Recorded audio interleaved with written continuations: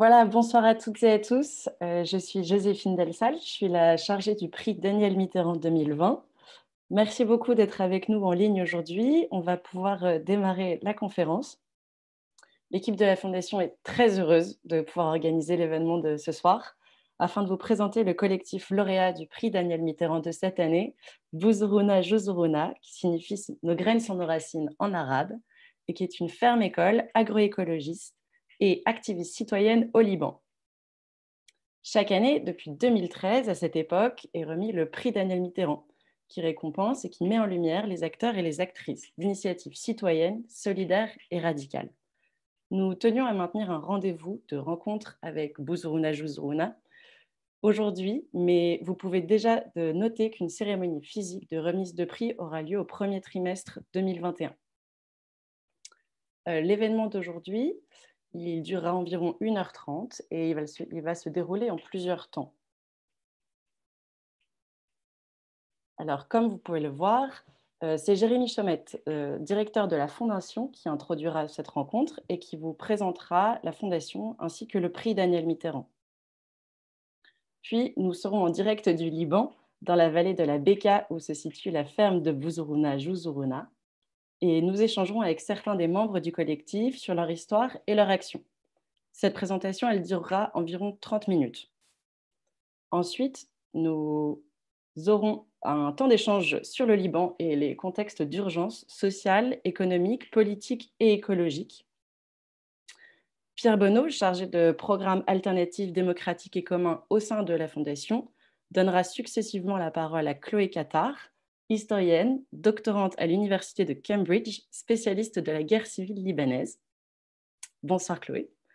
Puis Virginie Lefebvre, vice-présidente et coordinatrice des programmes de l'ONG Amel International.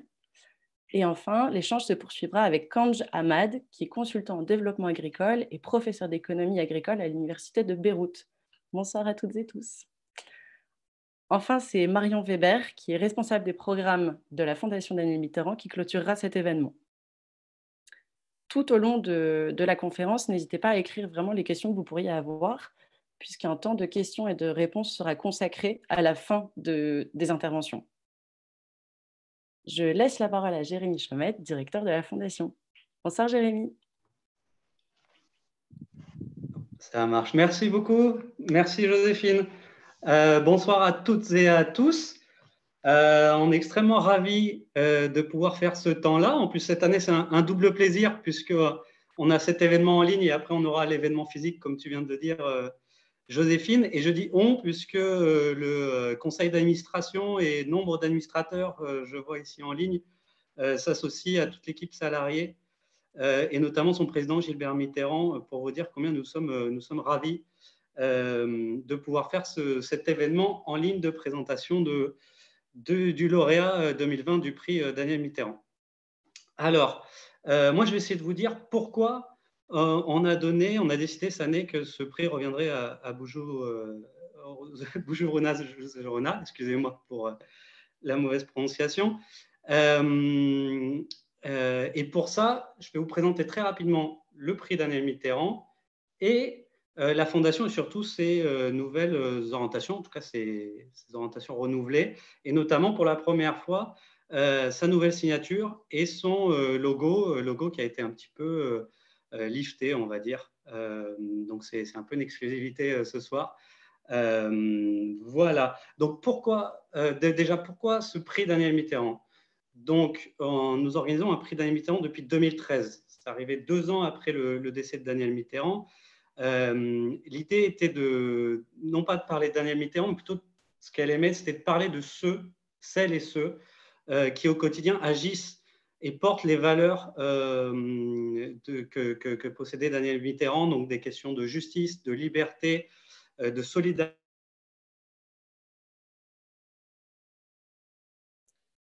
Jérémy, je pense que ton micro est coupé. Oui, quelqu'un m'a mis en sourdine en fait.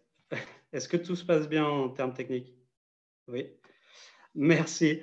Donc je disais, oui, donc un prix très voilà, depuis 2013 pour mettre en lumière celles et ceux qui agissent pour résister face aux oppressions, notamment du monde capitaliste, mais également celles et ceux qui essayent de construire un autre monde et apporter des alternatives.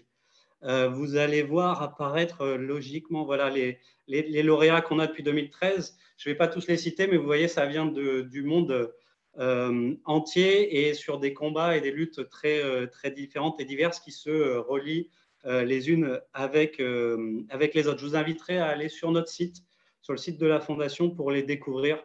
Franchement, c'est à chaque fois, ça donne la pêche, je me permettrai de dire, de rencontrer ces lauréats.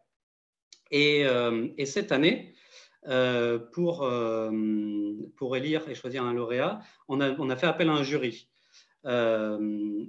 composé de 4 personnes qui vont aussi également apparaître, du président de la Fondation, Gilbert Mitterrand, qui présidera la cérémonie physique que nous aurons début 2021, mais également trois amis de la Fondation, Hindou Marou Ibrahim, que vous entendrez plus tard, qui a été lauréate du prix Daniel Mitterrand, Agnès B, la grande créatrice de mode, mais qui est aussi une actrice de la solidarité à travers son fonds de dotation depuis des années, et Michel Saban, qui a fondé le Fonds vert pour les femmes et avec qui nous agissons en collaboration depuis plusieurs années maintenant.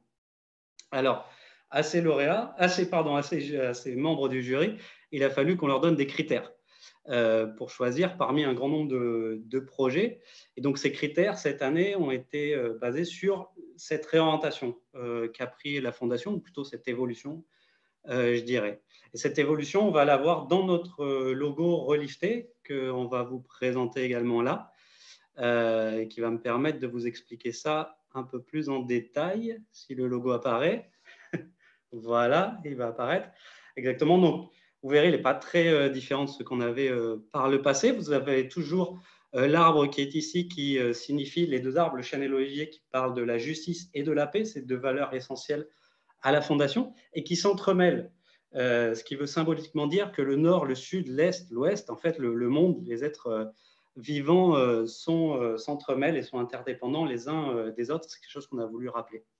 France Liberté, qui est le nom de la fondation qu'a créé Daniel en 86, de notre fondation, apparaît toujours, mais il est plus petit, parce que c'est notre histoire, c'est nos racines, et c'est là-dessus qu'on veut continuer. Et puis, on a mis plus en avant Fondation Daniel Mitterrand, parce qu'on veut retrouver notre fonction de fondation politique, apartisane, et parce que l'histoire et la vie de Daniel Mitterrand, aujourd'hui, nous semblent plus que jamais nécessaires dans le contexte que l'on vit. Et puis, cette nouvelle signature, Donnons vie aux utopies, qui va nous accompagner ces prochaines années. Alors, pourquoi ce choix de cette signature?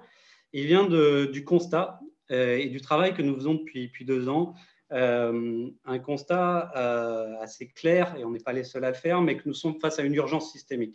C'est-à-dire qu'aujourd'hui, on ne peut pas différencier malheureusement la 6e extinction de masse que nous vivons actuellement et l'augmentation des inégalités, du racisme, des systèmes autoritaires. Tout ça est lié.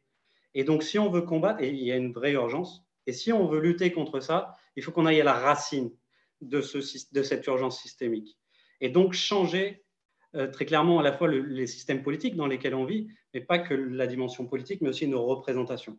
Et donc, pour ça, alors, on n'est pas garant, bien sûr, de solutions, mais on essaye, on propose des choses. Et donc, nous, on parle d'aller vers une métamorphose. Une métamorphose radicale, ça veut dire une transformation en profondeur, à la fois individuelle et collective, de nos systèmes, mais aussi de nos représentations. C'est-à-dire qu'aujourd'hui, notre société, on se représente l'autre, c'est-à-dire l'autre être humain, mais aussi les animaux, les plantes, et ainsi de suite, comme des objets. Ce ne sont plus des sujets, ce ne sont plus des gens avec qui on cohabite, ou des êtres, mais des êtres qu'on a objectivés et qu'on appelle ressources. Et en fait, c'est ces représentations-là qu'on veut changer, transformer profondément. Et c'est pour ça que nous appelons à cette métamorphose du monde, et que pour arriver là, nous avons besoin des utopies. Nous avons besoin de penser autrement et de changer notre rapport donc aux autres et aux vivants, comme je viens de le dire, et d'agir autrement ensemble. Donc ces utopies-là vont être des guides. C'est ce qui va nous amener à aller de l'avant. Mais les utopies, c'est bien, les grands rêves, mais ça n'a d'importance que si ça prend vie, si ça prend du sens. Et dont la vocation qui continue après 35 ans d'activité de la Fondation, qui va être de soutenir du plus fort que nous pouvons à la fois les idées et celles et ceux qui agissent ensemble. Donc, donnons vie aux utopies, c'est ce qui va nous mouvoir les prochaines années, à travers 3 missions: agiter les idées et les actions, soutenir celles et ceux qui agissent au quotidien, et les mettre en lumière. Et 2 programmes dont vous verrez Pierre et Marion tout à l'heure, qui sont en charge de ces programmes-là. Vous aurez l'occasion de les découvrir. Voilà, tout ça nous a amené, ces critères ont amené le jury du prix Daniel Mitterrand à très rapidement se dire Boujou est un choix, Boujourouna Jezourouna est un choix évident, parce que dans leur action, dans le contexte libanais, qui est un contexte très particulier que vous entendrez plus tard et qui ressemble un peu à une forme de chaos, à cette urgence systémique dont on a parlé tout à l'heure, leurs valeurs, leurs actions de solidarité, de transformation de l'agroécologie, d'autogestion, et leur dimension constructive aussi de solidarité avec des nationalités qui se rencontrent, c'est clairement alors une utopie qui n'est plus juste une utopie, qui est une alternative qui à leur échelle avance. Et donc je suis extrêmement heureux maintenant de me taire pour leur laisser la parole, parce que vous allez voir, c'est super ce qu'ils font au quotidien, et c'est ces utopies-là dont nous avons besoin pour nous mobiliser, pour aller de l'avant. Merci à vous. Merci beaucoup, Jérémy, de cette très belle introduction. Je propose que, sans transition, on aille directement à la rencontre de toute l'équipe Bouzourouna Jezourouna, que je vois bien rangée, bien prêt. Bonjour Bouzourouna Jezourouna. Bonjour.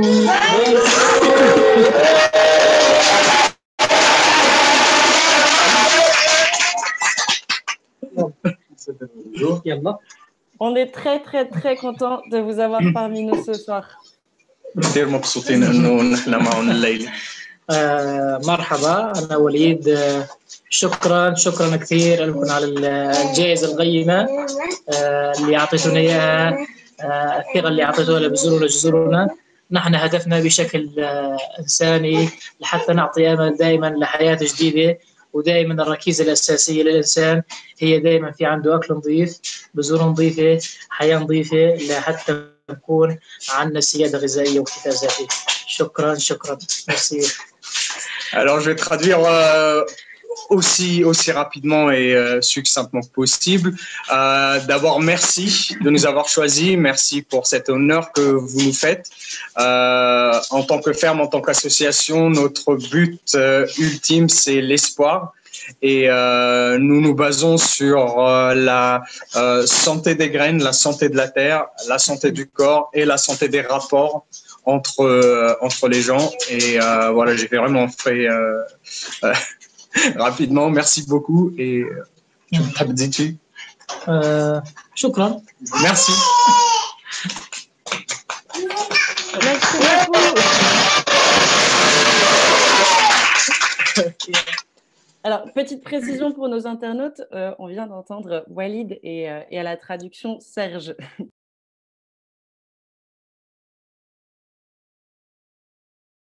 Alors, je vois Ferdinand et Lara qui arrivent.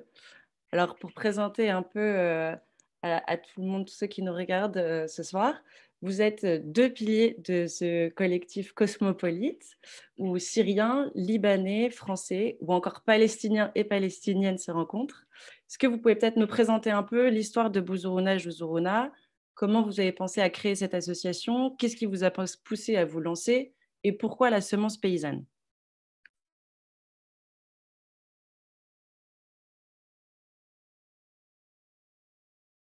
Je pense que d'abord, on voulait à nouveau vous remercier chaleureusement de nous offrir ce prix et de nous offrir cette opportunité de parler à un plus grand nombre de personnes et de présenter notre travail, de se présenter. Donc, on est ce soir vraiment tous très émus d'être avec vous et voilà, de passer cette soirée ensemble et d'avoir ce prix.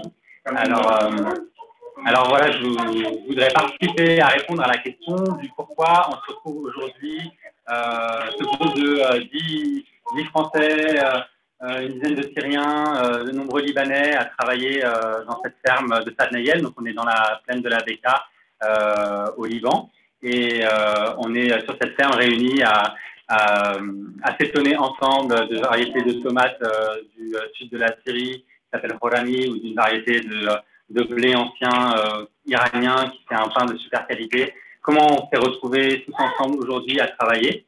Alors, moi, je vais vous parler surtout de mon histoire personnelle et comment j'en suis arrivé à rencontrer des gens qui forment aujourd'hui cette association. Parce que, voilà, je parle français, mais et malheureusement, c'est difficile avec le format du Zoom de donner la parole longuement aux membres qui parlent que la langue arabe. Mais je vais essayer aussi de vous présenter leur expérience à eux et le pourquoi qu'on se retrouve dans cette salle ce soir. Donc, pour moi, l'histoire a commencé en 2013. On est venu au Liban avec ma frangine en voyage de tourisme.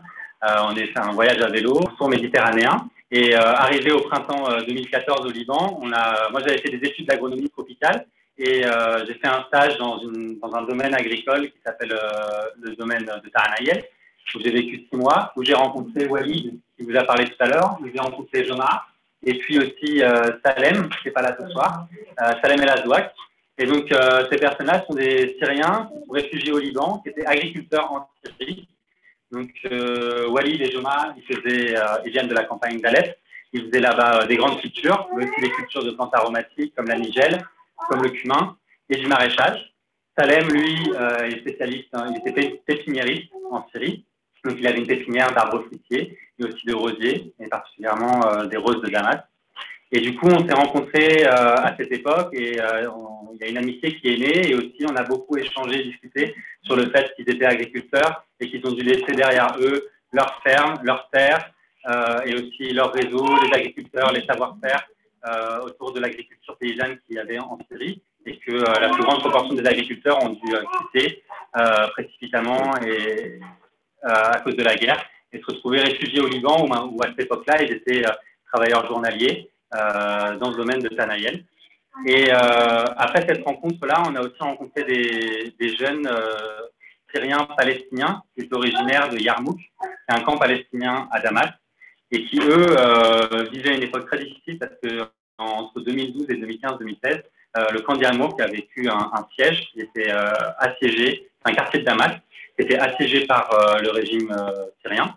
Et à Yarmouk, il y a eu à cette époque plusieurs centaines de morts de la faim.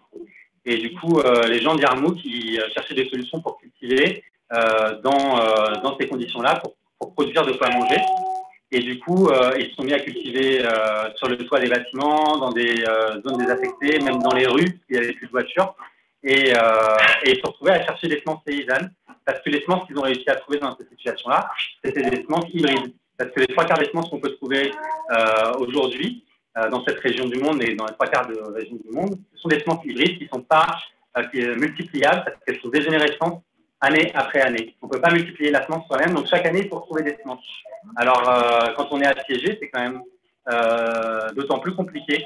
Donc, on s'est rendu compte à ce moment-là, il y a eu un déclic de se dire qu'en fait, la semence paysanne, mais aussi toutes les techniques de l'agroécologie, comment produire soi-même ces fertilisants, comment trouver des produits de protection des cultures contre les insectes, contre les champignons.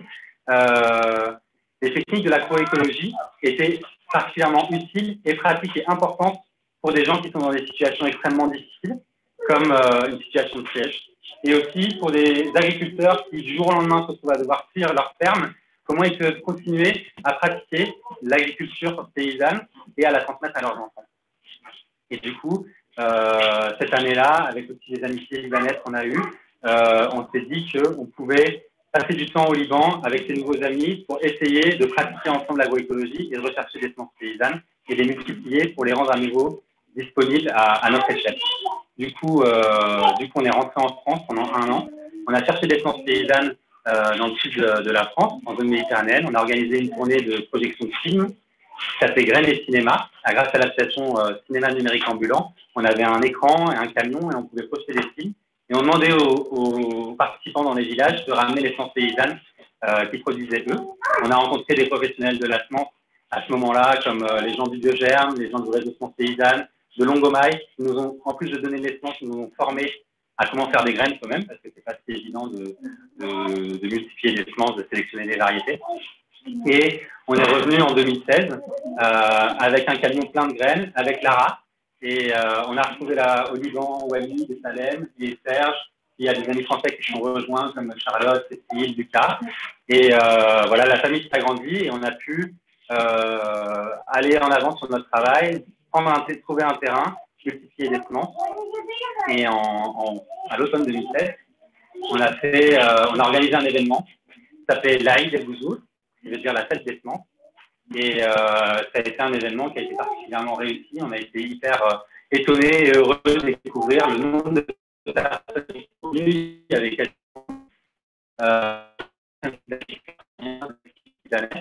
et ensemble, on a décidé de créer une association pour partager les techniques de l'agroécologie, pour partager des semences paysannes, pour les remultiplier, pour les échanger, pour créer un réseau, pour travailler aussi sur les produits de protection des cultures, Juzuruna, Juzuruna. Alors, en arabe, ça veut dire un mot semence sur nos racines. Et on a trouvé, le même semaine, ce qui était incroyable, c'est que la même semaine, on a rencontré un homme allemand qui s'appelle Christian Stringer, qui avait une ONG avec des financements, un mécène, et qui nous a proposé d'écrire un projet, d'écrire toutes nos idées qu'on avait collectivement sur le papier, de faire un budget et de leur proposer. Et du coup, au printemps 2017, on a pu s'installer ici à Stade-Naillet, sur une hectare, construire cette tente dont on estimait aujourd'hui de 200 mètres carrés, qui est faite en bâche. Et voilà, créer une ferme-école sur l'agroécologie, une ferme-école expérimentale où on pourrait essayer ces pratiques, donner corps aux idées des différents membres et aller plus loin dans les connaissances collectives pour pouvoir ensuite les partager aux agriculteurs, aux jardiniers qui sont au Liban, qui sont en Syrie et qui sont intéressés à échanger sur ces thèmes. Et du coup, en 2019, on a créé sur la ferme, on a construit sur la ferme une des premières maisons de la science du Proche-Orient, avec 8000 briques de terre-paille qu'on a moulées nous-mêmes et autant de litres de tueurs, des poutres d'essences de la région, d'arbres de la région. Actuellement, dans cette maison de la science, on stocke précieusement une centaine d'espèces et plus d'1 millier de variétés de céréales, d'aromatiques, de fleurs, de potagères. C'est assez vaste. Notre axe principal de travail, c'est effectivement autour de la semence, c'est la recherche et la collecte de semences de la région. Donc, il y a Zoé qui, par exemple, est allé rechercher des semences directement en Palestine, en Tunisie. Aussi, on peut voir là, sur les photos, lors de rencontres d'échanges de semences. Par exemple, on a pu participer aux rencontres internationales du réseau Semences Paysannes avec des gens qui viennent de partout dans le monde. On a pu échanger plein de petites semences, mais aussi on a des agriculteurs locaux qui viennent nous voir et qui nous donnent directement du soutien si ça vous intéresser. J'en suis ce travail, cette semence qui a été donnée par un villageois dans une montagne, machin. Donc il y a plein d'histoires assez logiques. On arrive aussi à retrouver des variétés très anciennes qui sont issues de banques nationales de la semence. Ça nous parvient dans des petites enveloppes, c'est une pincée de graines, quoi. Il y a 10 graines à tout casser. Et à partir de ces 10 graines, on va faire quelques grammes, et puis après quelques kilos, et puis à les repartager dans la région. Et ça, c'est des variétés qui ont totalement disparu, et pouvoir les remettre comme ça dans les champs des paysans, c'est un vrai bonheur, quoi. On a par exemple une jolie histoire, un client des paniers de nos paniers de légumes qui nous dit mais c'est fantastique, je n'avais pas revu ce persil depuis des années, c'est le persil à taboulet de ma grand-mère, mais d'où vient ce persil? Et c'était un persil issu de ces variétés très anciennes. Et ce qui est chouette, c'est qu'en plus de faire découvrir les légumes aux gens à travers nos paniers de légumes, ça leur donne après envie de préserver la semence. Ils s'intéressent à la semence et on peut leur proposer à la vente parce qu'on est une ferme, on les sélectionne et on les multiplie et donc on les vend. On a des formats adaptés pour des petits jardiniers, mais aussi pour des professionnels. Et c'est pas que les vendre, on les propose en soutien à des associations, à des projets comme par exemple le projet de collectif issu de la Révolution. On s'assure évidemment que nos semences sont de bonne qualité, on fait des tests de germination, on les sélectionne bien grâce à des gens comme des semenciers professionnels comme Diogène ou Longomai qui viennent ici directement nous former. Ça, c'est une chose incroyable. Donc voilà, on a beaucoup de chance et ensuite de soutenir les différents projets qui émergent. Lucas qui vous en parlera un peu plus tout à l'heure. Ouais, top. C'est Lucas qui va nous présenter tout ça. Merci beaucoup. Je pense que tous nos participants ont à peu près les mêmes étoiles dans les yeux que moi. Ça fait vraiment du bien d'entendre ce genre d'enthousiasme et de positivité. Pour peut-être présenter un peu plus tous les membres de la ferme, vous avez fait un trombinoscope et on va pouvoir présenter tout ça à tout le monde et on est hyper contents.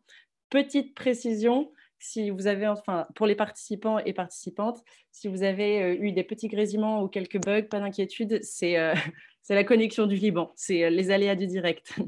Je vous laisse regarder ce petit trombinoscope.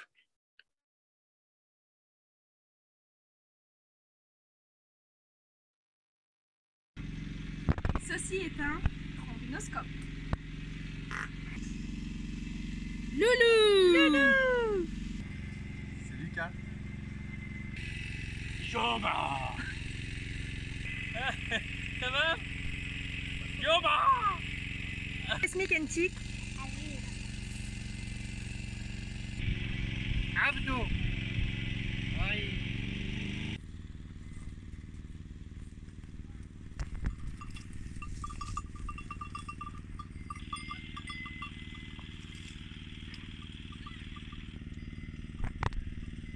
شو اسمك انت؟ انت ابراهيم لا؟ شو اسمك انتي؟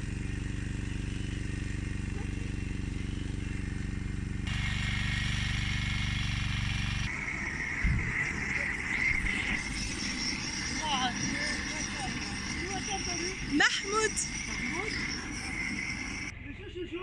سالم. شكرا سلام. محمود. Ça? Ferdinand.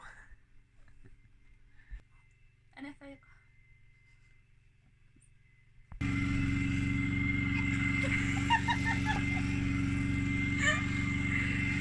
شو اسمك؟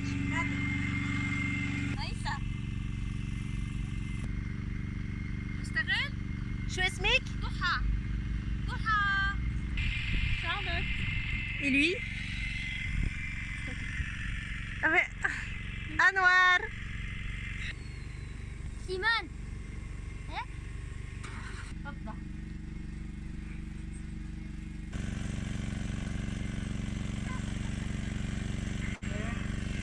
بس تعمل بعيونها هيك بدك تبلش انت تعرف عن نفسك. وليد اليوسف. فؤاد، انا اسمي فؤاد. ما بيصوتشي.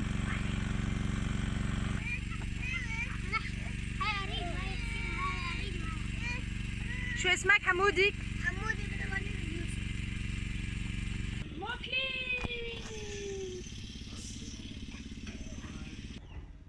زوي. Voilà, merci beaucoup. Je pense que tout le monde est trop content d'avoir pu rencontrer tout le monde un peu plus, reconnaître quelques têtes qui sont déjà passées et voir qu'il y a de nouvelles générations qui sont déjà bien en route pour reprendre le collectif derrière. Je vous rappelle que si vous avez des questions, puisque ça peut être potentiellement faire beaucoup d'informations et c'est beaucoup de choses très intéressantes, n'hésitez pas à les écrire dans le chat. C'est tout en bas de votre écran, il y a une petite bulle conversée et vous pouvez inscrire votre question et on ne manquera pas d'y répondre. Maintenant, c'est Lucas qui est le chargé de développement de Buzuruna Juzuruna qui va nous expliquer un peu en quelques mots quels sont les projets passés et les projets actuels de la ferme. Et ils sont très nombreux. Donc, si vous avez des questions à lui poser, vraiment, n'hésitez pas. Lucas, la parole est à toi.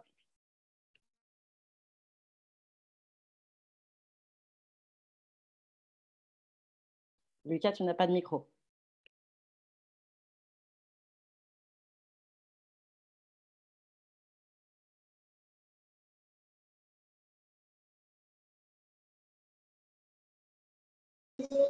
Ouais, est-ce que vous m'entendez? Oui, parfait, c'est bon. Ok, super. Donc comme disaient Ferdi et Lara, on s'est constitués tous ensemble en tant que collectif, donc à la base une bande d'amis et petit à petit on est devenu une ferme, donc une structure. Maintenant, donc on est une quinzaine d'adultes avec beaucoup d'enfants et on essaie de travailler tous ensemble. Donc de varier nos tâches, de s'entraider, de prendre toutes les décisions collectivement, etc. Voilà, donc on est à la fois une ferme, un collectif et une association. En fait, dès le début, au-delà de la question des semences, on a eu la volonté de travailler sur la transmission des savoirs et d'être le plus possible voilà, un lieu de diffusion des savoirs en agroécologie. Et donc, petit à petit, on a commencé à développer notre propre curriculum. Donc, c'est en 2018 notamment, on a écrit un livre qui s'appelle « Vers l'autonomie paysanne ». Et donc, ce livre, c'est 13 chapitres. Donc, bien sûr, ça parle de thèmes liés à l'agroécologie, de comment faire ses semences, de comment utiliser la fertilisation naturelle, etc. Mais aussi de sujets bien plus larges avec l'idée que l'autonomie paysanne, c'est pas uniquement qu'est-ce qu'on plante et comment, mais c'est l'éco-construction, faire ses propres cosmétiques, comment travailler avec les abeilles, etc. Donc on a créé ces curriculums et on a aussi mis en place des formations de formateurs très vite pour que tous les membres de la ferme puissent eux-mêmes donner des formations. Il y a eu notamment un projet super avec l'association française Terre et Humanisme où en fait il y a eu des gens qui sont venus de Tunisie, de Jordanie, d'Égypte, de Palestine, de Syrie, d'une quinzaine de pays. Ils sont tous venus à la ferme et on a eu 15 jours géniaux de partage pas seulement des techniques agricoles, mais de comment les transmettre et donc de différents outils pédagogiques, etc. Et donc, avec ce curriculum, avec ces formations de formateurs, on a pu mettre en place petit à petit de nombreux projets avec différentes échelles pour pouvoir transmettre au plus de gens possible ces savoirs. J'en profite ici pour remercier rapidement surtout deux structures en particulier qui nous ont beaucoup aidé à lancer tous ces projets. C'est premièrement Amel, l'association libanaise Amel.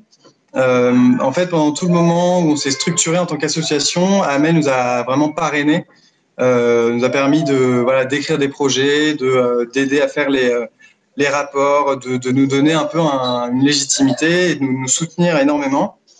Et l'association allemande Orienthilfe, qui, comme disait Ferdinand tout à l'heure, eux, ils nous ont vraiment soutenus financièrement depuis le tout début, alors qu'on n'avait même pas encore d'asso, on n'avait pas de structure, rien du tout. Et donc, c'est en 2017, notamment avec Amel, on a commencé à faire des projets de soutien à des jardins dans les camps de réfugiés. Et donc, entre 2017 et 2019, c'est finalement plus de 475 jardins qu'on a aidé à construire à la fois dans les camps de réfugiés syriens et dans les villages libanais les plus vulnérables au Liban. Et en fait, ces projets-là, il y avait à chaque fois une quinzaine de jours de formation, puis un accompagnement de ces familles pour faire un petit jardin potager à côté de chez eux. Et la ferme, on produisait les semences et les plants pour pouvoir les distribuer. Et c'est Amel qui gérait toute la partie, qui gérait le projet, en fait, qui étaient les porteurs de projet avec Buzuruna comme partenaire pour la partie agricole. Et donc ça nous a vraiment permis d'aller partout au Liban, d'aller jusqu'à la frontière avec la Palestine occupée dans le sud, à Ersal dans le nord, etc., de rencontrer énormément de gens, énormément de super personnes. Après ça, on a eu envie de faire des projets un peu plus proches de chez nous déjà, donc plus proches de Sadnaïel, et puis de pouvoir développer ce qu'on avait essayé de faire sur un temps plus long et avec un suivi beaucoup plus approfondi.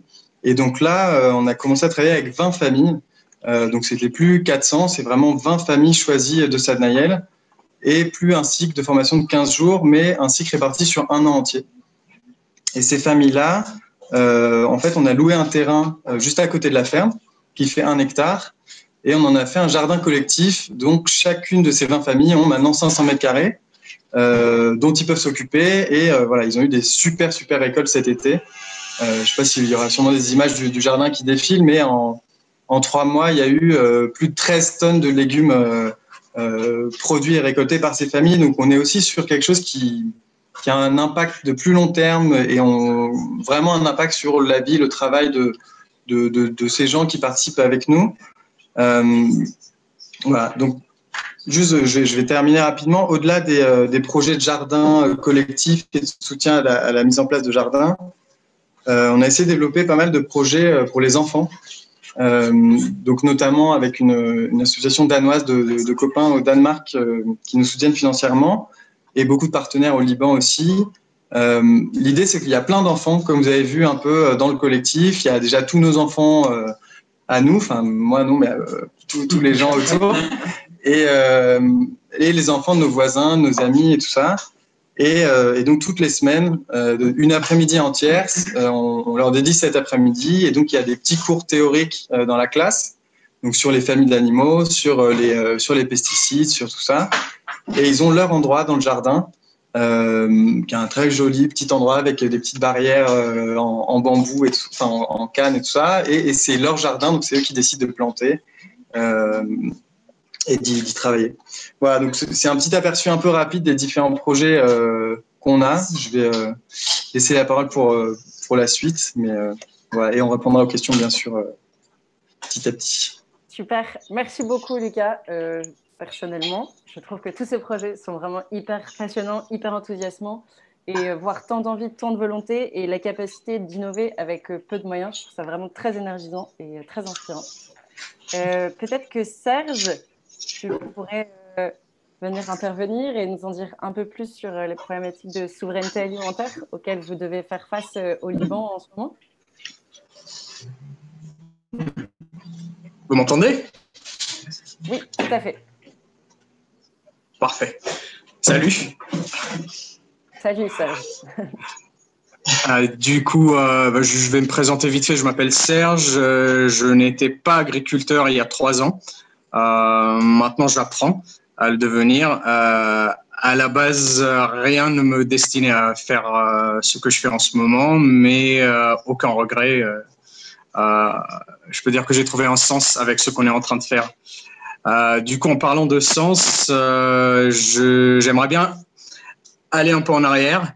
Comme la plupart d'entre vous, ceux qui nous écoutent en ce moment, je suis sûr que vous êtes au courant de comment ça se passe un peu au Liban. La situation économique, elle est pas brillante, on va dire ça comme ça. Et du coup, là, en ce moment, avec un peu de recul, je me dis qu'on a très bien fait de commencer ce qu'on avait commencé il y a maintenant 4 ou 5 ans.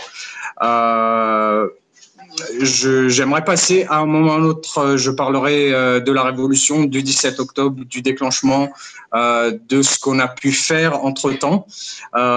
Juste pour le contexte, la crise économique, elle commence à vraiment se faire sentir à partir de fin 2018. Et à partir de là, ça devient de plus en plus compliqué d'obtenir tous les intrants qui sont utilisés en agriculture conventionnelle. Et il était de plus en plus clair que le travail que nous faisons, que nous essayons de transmettre, est très important. Il est de plus en plus important maintenant avec la crise monétaire spécifiquement. Comme on le sait, il me semble, notre monnaie est profondément dévaluée. Et du coup, il est très compliqué d'importer des produits qui sont au prix du dollar et ça rend la vie des producteurs extrêmement compliquée. C'est ce constat-là qui fait que le travail que nous sommes en train de transmettre pourrait être une alternative ou pourrait être une proposition assez sérieuse pour carrément sauver des vies, on va dire, pour carrément sauver toute une structure, pour sauver plusieurs peuples, je vais me permettre de dire, même si c'est énorme comme proposition, mais c'est un peu le cas. Du coup, ça nous amène à ce qui s'est passé depuis le 17 octobre. Après le déclenchement de la révolution, comme j'ai passé beaucoup de temps dans la rue, surtout à Tripoli, qui est ma ville, plus ou moins, j'ai grandi par là-bas. Et du coup, dans la rue, il semblait très clair que les besoins essentiels étaient des besoins nutritifs, on va dire, des besoins de manger et de boire. Et du coup, avec les amis, on s'est dit que ce serait peut-être intéressant de commencer à parler de souveraineté au lieu de parler de sécurité alimentaire. Parce que le discours global, le discours conventionnel, on va dire, c'est la sécurité, alors que en vrai, une sécurité alimentaire est presque une idée instable de politiciens qui promettent la souveraineté est quelque chose que le peuple peut prendre en main et peut vraiment appliquer au jour le jour. Il peut construire toute une société basée sur la solidarité grâce à ça. Du coup, nous avons fait le tour de toutes les tentes. Les tentes de la Révolution, c'est des tentes qui ont été posées sur les places publiques par les activistes qui étaient dans la rue. Il y avait des cuisines collectives, il y avait des bibliothèques collectives, il y avait des sortes de groupes.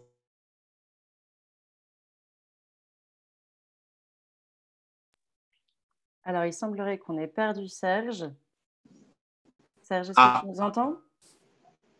Ouais, tu nous entends? Oui. Est-ce que tu pourrais répéter les 10 dernières secondes, s'il te plaît, parce qu'on n'a malheureusement pas entendu. Les 10 dernières secondes. Vous m'entendez? Oui, c'est bon, on t'entend.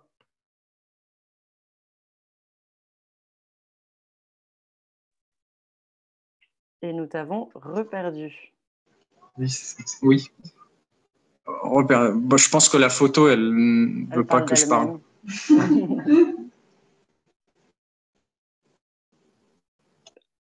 Oui. Là, tu m'entends. Alors, peut-être essayer de couper votre caméra pour un peu plus de sécurité Internet. Ouais, bah, je sais pas, je dis. On a la... Vas-y, parle. Ok, là, vous m'entendez? Oui, on t'entend. Ok, parfait. Du coup, je disais que nous avons fait le tour des tentes un peu partout au Liban, de Trablos, c'est Tripoli, jusqu'à Sour, qu'on appelle Tir dans d'autres langues.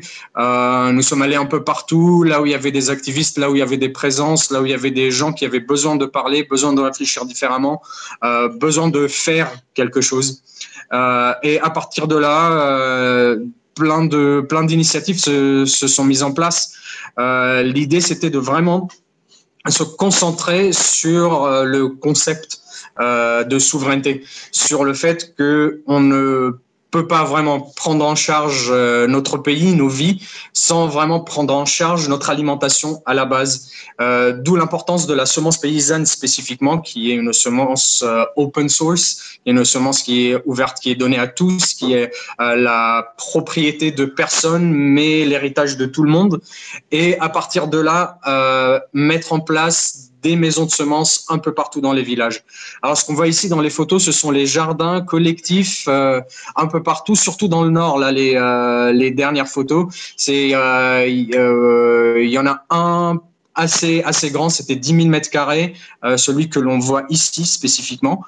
C'est à Abu Samra, en plein milieu de la ville. C'est un jardin qui était un jardin laissé en friche par la municipalité et qu'un groupe de jeunes activistes de Trablos qui s'appelle Hajar Bachar, que je salue, j'en profite pour les saluer. Ils sont nombreux, je les salue un à un. Et du coup, ces gars-là, ils étaient hyper chauds. Ils ont vraiment fait du très beau travail. En quelques jours, ils avaient nettoyé le terrain, mis en place le système d'irrigation, planté une bonne partie. Ça, c'est à Nahr el-Berid. C'est un peu plus dans le nord. C'est aux alentours du camp palestinien de Nahr el-Berid. C'est un autre terrain qui faisait, je pense, 4000 mètres. Et du coup, toutes ces initiatives-là ont démarré en même temps grâce, je dirais, enfin j'espère, grâce à ce discours auquel les gens pouvaient se connecter très facilement parce qu'on voyait les prix monter. On voyait que le problème, il était vraiment à nos portes. Ça commençait à venir.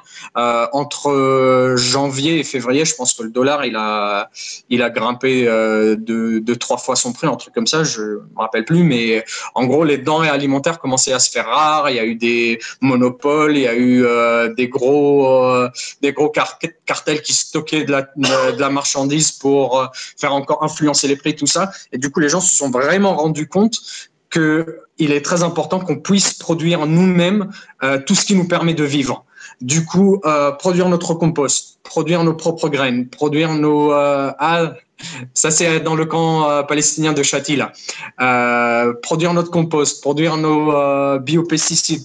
Vraiment être capable de ne plus dépendre de ce qui vient de l'extérieur, de dépendre le moins possible de l'import et surtout, casser ce monopole qui, pour la majorité de la population, je dirais classe moyenne et en descendant, ça devient un problème vraiment terrifiant de voir son salaire divisé par 9, par 8 et de ne plus avoir accès et du coup de se rendre compte qu'en fait on aurait pu faire les choses différemment.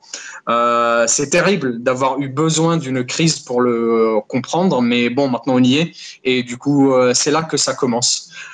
Ces jardins-là, dans le nord, à Majd al-Anjar, du côté de la Bekat, un peu partout. Ils ont démarré, certains avec plus d'efficacité que d'autres, certains avec plus de pérennité que d'autres, ça dépend des aléas de la vie.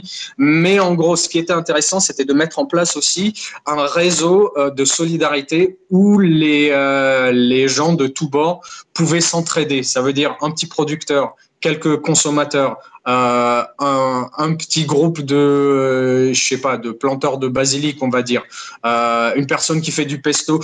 Tout ça, ça rentre ensemble dans le même réseau, dans le même système, qui est une sorte de système qui pallie j'ai oublié le mot, je dirais aux gros problèmes plus ou moins imposés par nos politiques gouvernementales. Hein. Du coup, l'idée de ce réseau-là, c'était vraiment de se baser sur l'entraide, de se dire que à n'importe quel moment, je vais avoir besoin de mon voisin, je vais avoir besoin des potes, je vais avoir besoin des gens dans la ville voisine. Et l'idée, c'était de tout mettre en place ensemble, en coopération, en coopérative. Et là, pour l'instant, nous avons 2-3 jardins qui continuent de bien fonctionner dans le nord. J'ai pas trop de nouvelles du sud, mais je pense qu'ils sont pris par les aléas de la vie. Et l'idée maintenant, c'est de renforcer ces liens entre tous ces coopérateurs, toutes ces collaborations. Et bien sûr, le rêve, c'est d'avoir une maison de la semence et un poste de production de biopesticides et de compost dans chaque village du Liban. Et voilà, je pense que j'ai dit ce que je voulais dire. Merci et merci. Merci à toi, Serge. Je pense que toutes les informations que tu viens de nous donner, ça a permis à nos internautes de comprendre un peu plus les complexités auxquelles vous devez faire face et surtout toute l'énergie que vous avez pour construire des utopies. On est vraiment trop contents. C'est très inspirant. Donc, je vous rappelle que vous pouvez toujours poser les questions. Je ne sais pas si c'est assez fluide pour tout le monde. Donc, c'est vraiment en bas de votre écran, la partie Q et R. Et n'hésitez pas à, voilà, à poser vos questions et on pourra y répondre juste après. Maintenant, c'est au tour d'Indou Oumarou Ibrahim, qui est autochtone du peuple Mbororo au Tchad, qui est militante pour le vivant et les droits des peuples autochtones et qui est lauréate du prix Daniel Mitter en 2017 et qui cette année faisait partie des membres du jury, qui s'est exprimée sur l'impact d'un tel prix et l'importance des actions menées par Buzuruna Juzuruna.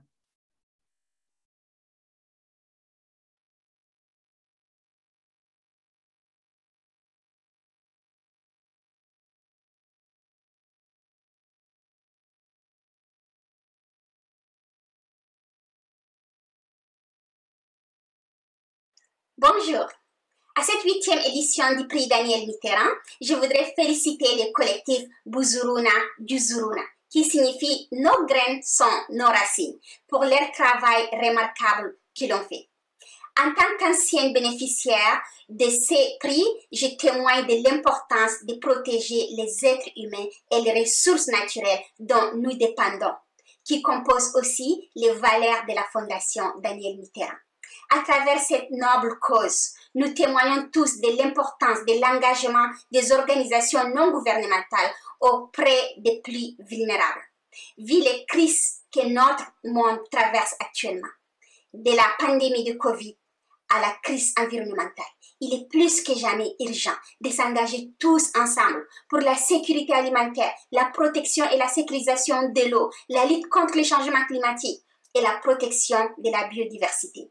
Si on protège la nature nous protégera à son tour. Merci. Merci Indou. On va maintenant passer au deuxième temps de cette conférence qui est un temps d'échange animé par Pierre Bonneau. Il y a un panel d'experts et d'expertes sur les différentes crises politiques, économiques, écologiques au Liban que Serge a introduit. Pierre, je te laisse la parole. Merci Joséphine et merci beaucoup à tous et toutes les intervenants et les intervenantes depuis le début de cette conférence. C'est vraiment passionnant. Donc, je vais être très bref puisque pour tenir un petit peu le temps, on va avoir 30 minutes de présentation par Chloé Qatar, historienne, Virginie Lefebvre, responsable de programme chez Amel, une ONG au Liban, et Kanj Hamadeh, qui est consultant en développement agricole, militant et professeur à l'université. 10 minutes chacune et chacun pour recontextualiser au fond l'alternative, l'initiative de Buzuruna Juzuruna, qui n'est pas que locale comme on l'a vu, mais qui est d'entrée de jeu, qui est à la fois située et en lien, en réseau du pourtour méditerranéen et même bien sûr en lien, on l'a vu notamment avec la France et en lien avec la question syrienne à travers notamment la question des réfugiés. Donc, en quoi recontextualiser, en quoi cette alternative située résonne, s'inscrit dans le contexte libanais plus large. Donc, ça va être la première prise de parole va être pour Chloé Qatar, donc, qui est historienne spécialiste de la guerre civile, qui suit très attentivement le processus, la révolution au Liban depuis son déclenchement en octobre 2019, la Taoura. Donc, Chloé va nous parler un petit peu de ce processus révolutionnaire, de cette Taoura, de comment elle s'est déclenchée, ses avancées, en le resituant rapidement dans l'héritage historique lourd et complexe du Liban et la chape de plomb politique, économique, militaire qui existe sur le pays. Elle nous parlera également des nouvelles formes d'auto-organisation, on va dire citoyenne, d'entraide populaire qui ont émergé et transconfessionnelles également qui ont émergé dans la Taoura, et également après l'explosion qui a ravagé le port de Beyrouth et une partie de la ville, et en quoi cette Taoura et ces alternatives, ces nouvelles formes d'entraide populaire offrent des perspectives au moment où une crise systémique, notamment économique et monétaire, financière, s'abat, d'une certaine manière, une crise est aggravée par une stratégie du pourrissement choisie par les élites politiques. Donc, je passe d'abord la parole à Chloé en la remerciant très chaleureusement. Donc, Chloé, depuis Londres. Merci beaucoup. Je voudrais remercier donc tout d'abord Buzuruna, Juzuruna, spécifiquement Luca, ainsi que la Fondation Daniel Mitterrand de m'avoir invité à ce webinaire. C'est un honneur de faire part de cette cérémonie qui vise à mettre en lumière un collectif tel que Buzuruna, spécifiquement dans le contexte actuel au Liban, où la reconnaissance internationale pour de telles initiatives est vraiment nécessaire et bien méritée. Donc, j'espère ce soir pouvoir dresser un tableau rapide des enjeux contemporains qu'il y a au Liban. Donc, l'année 2020 a apporté vraiment une série de tragédies apparemment sans fin au Liban. En plus de la pandémie, le pays est frappé par la pire crise économique de son histoire contemporaine. Et parmi les nombreux symptômes de cet effondrement économique et financier, comme Serge l'a dit, la dévaluation de la livre libanaise qui est indexée sur le dollar depuis 1997, elle a perdu plus de 80% de sa valeur.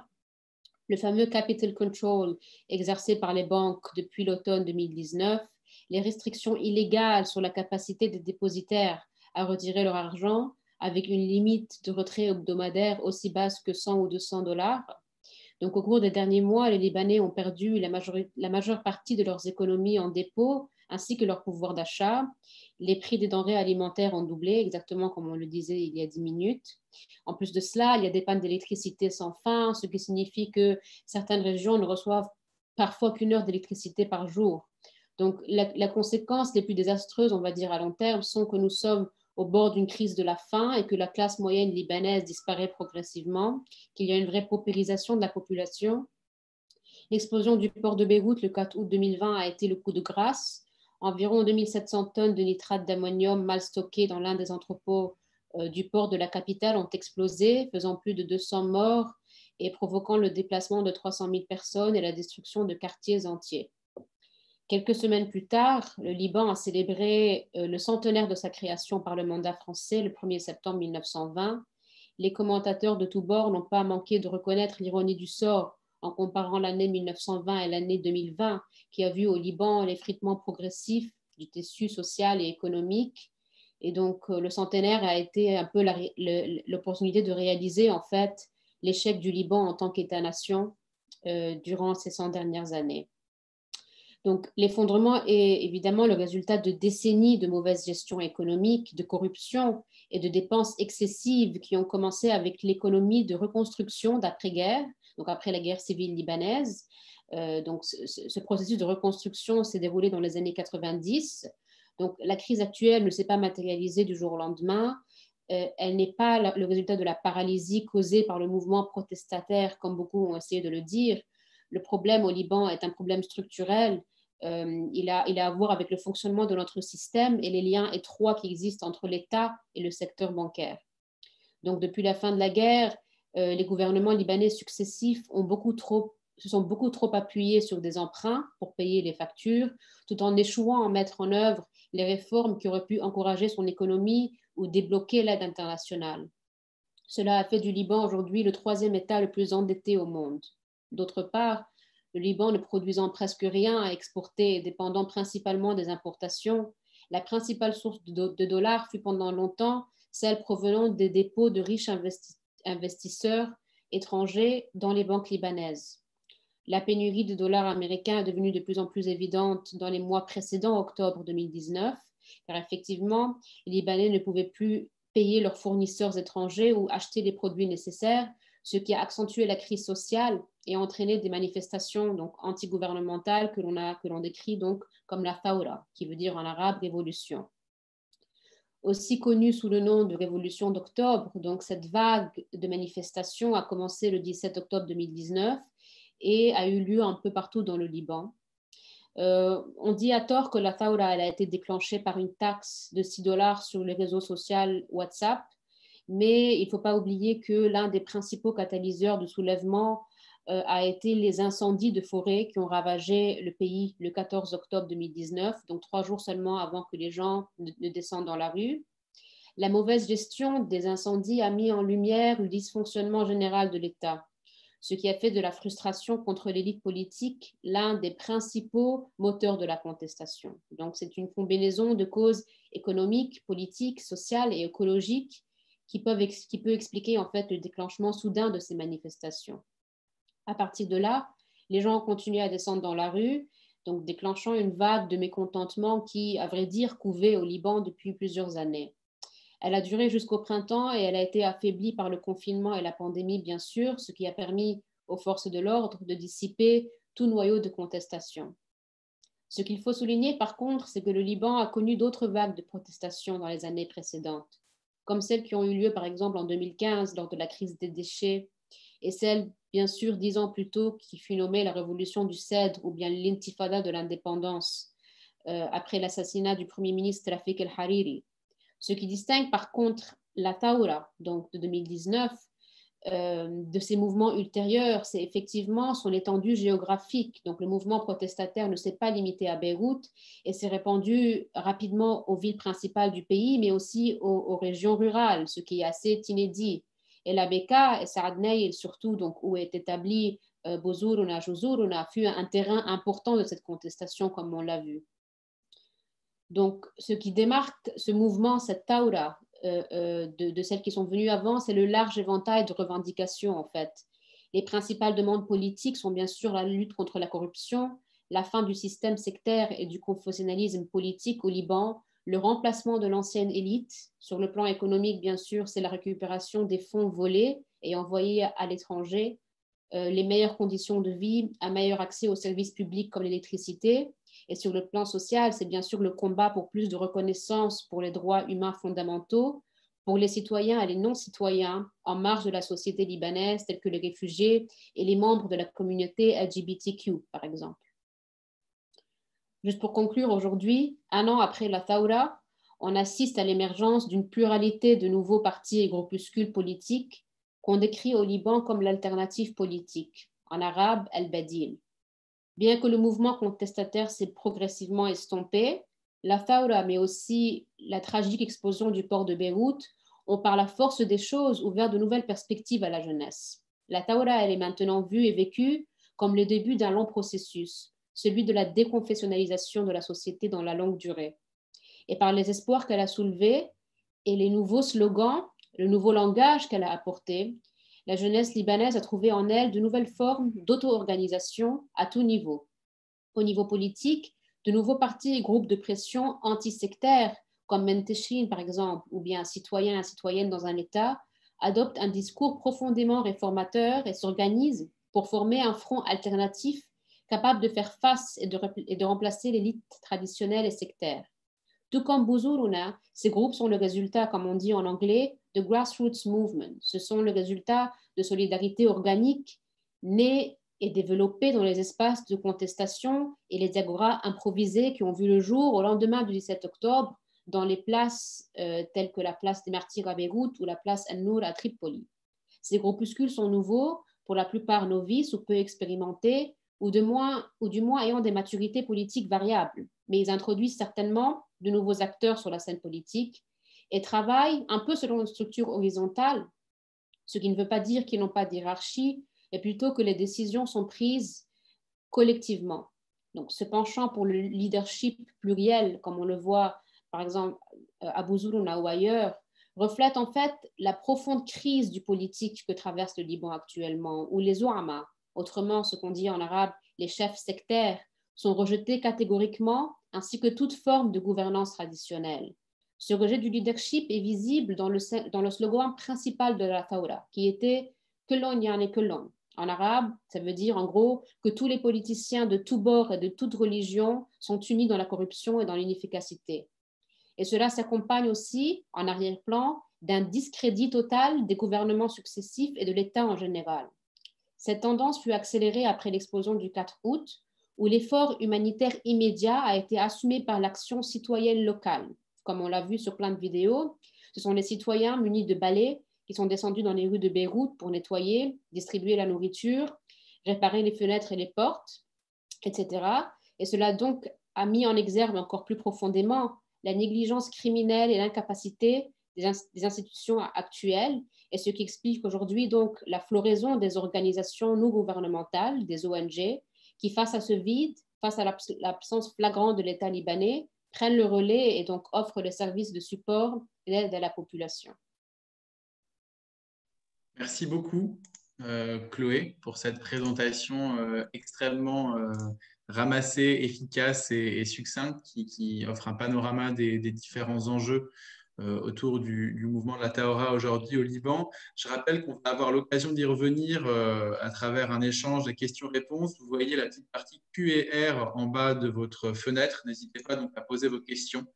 Voilà, j'en vois déjà 3 et on aura un temps d'échange à la fin des interventions tout à l'heure. Pour l'instant, on a une vingtaine de minutes de décalage sur le planning, ce qui est un petit peu inhérent.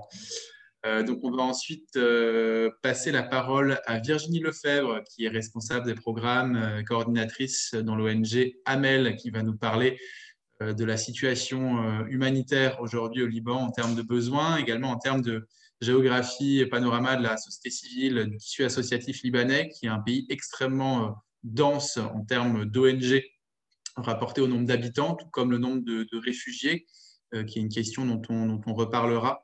Virginie, donc, qui va nous parler de ce paysage actuel de la société civile, des besoins humanitaires et les enjeux actuels, notamment sur la question des réfugiés syriens qui continuent d'être absolument colossales, et également la manière dont cette société civile des associations et des ONG, plus instituée par exemple depuis plusieurs décennies, comme AMEL, qui est une ONG qui a 41 ans, Virginie va vous parler, comment ces ONG aujourd'hui travaillent, collaborent aussi avec cette dynamique et ce bouillonnement social populaire, avec tous ces réseaux d'entraide qui émergent ou plutôt viennent intensifier les solidarités de quartier familiales qui préexistent déjà, et notamment dans le contexte de l'explosion à Beyrouth. Merci Virginie, encore une fois, d'être ici.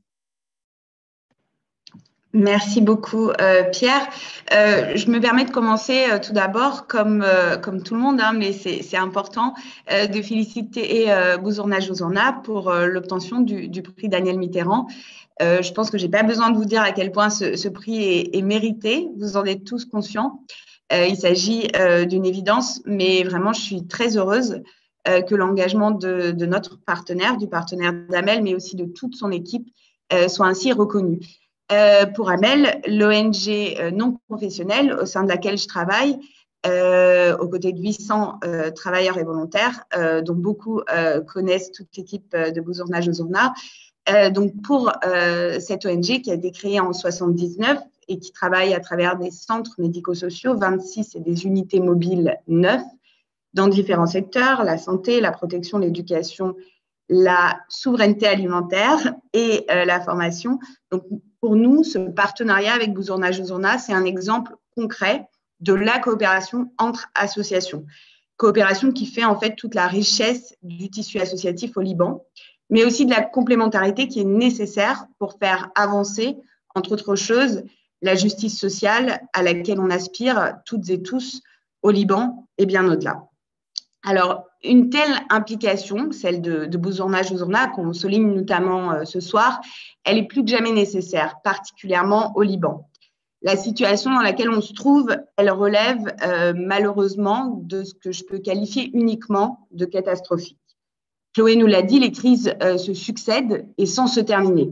On pense à la crise dite syrienne, mais aussi à la crise socio-économique, politique, pandémique, et évidemment les conséquences des explosions du 4 août, dans un pays, le Liban, déjà marqué par une guerre civile de 15 ans, mais aussi par de nombreuses invasions et occupations à cette époque-là, mais aussi et depuis. Évidemment, les répercussions actuelles, humaines, physiques, matérielles, de ce qui s'abat sur le Liban, elles sont nombreuses et elles se situent sur différents plans.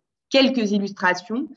L'accès aux médicaments essentiels n'est plus garanti dans le pays. Donc, on a une pénurie très importante de nombreux médicaments qui sont essentiels.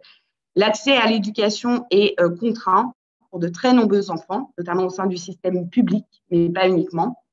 On a de nombreux cas de mauvaise nutrition. Serge l'a souligné, des besoins criants sur le plan nutritif. Logement indécent, et puis Chloé nous l'a dit, centaines de bâtiments détruits suite aux explosions. Un état psychosocial, la santé mentale des populations qui est vraiment en décrépitude, une inflation galopante. Et j'arrête ici l'énumération puisque, évidemment, le portrait que je vous dresse n'est pas très joyeux.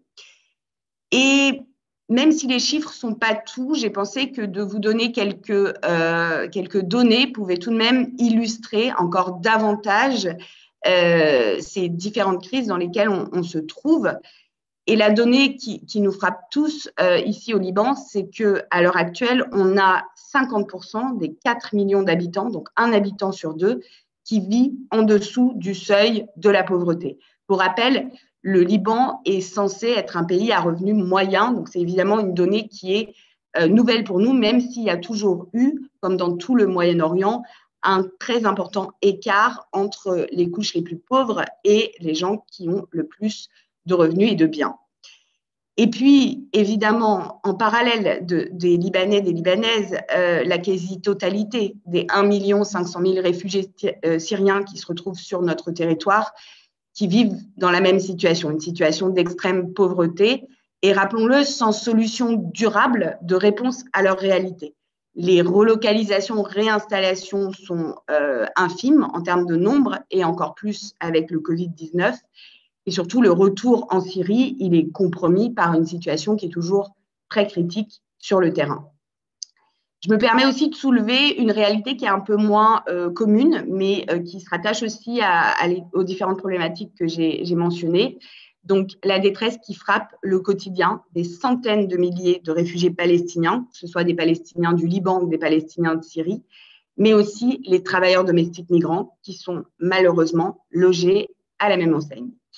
Alors, dans ce contexte, il est évidemment tentant, voire inévitable pour certains, de sombrer dans le pessimisme.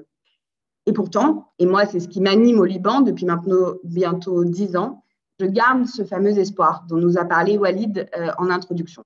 Pourquoi ? Parce qu'il y a cette mobilisation de la société civile.